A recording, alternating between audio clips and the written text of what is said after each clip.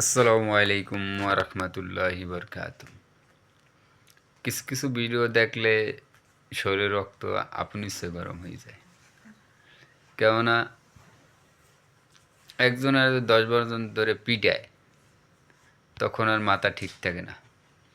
তখন মনে চায় যে 10-12 জনের যে মারে তাগো যাই এইভাবে পিটাইতে ইচ্ছা মতন। এগুলো আইনের চোখে পড়ে না, এগুলো আইনে দেখেও না।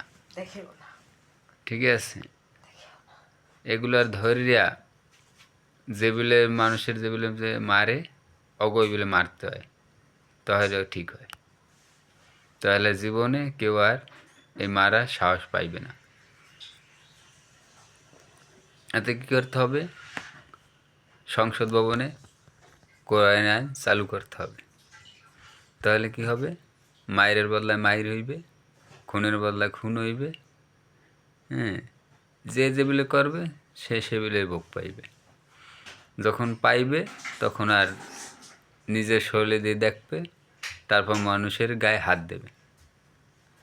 যেমন আমি যদি একজনের গায়ে হাত দিই, তাহলে ওই বলে হাতটা আমার উপরেও পড়বে, এগুলো কমপক্ষে 100 বার ভাববে, ভাবার পরে কাজ করবে। এখন তার ওই বিলের কোনো শাসন নাই, আইন ব্যবস্থাও নাই, ভাবেও না, কিছু না।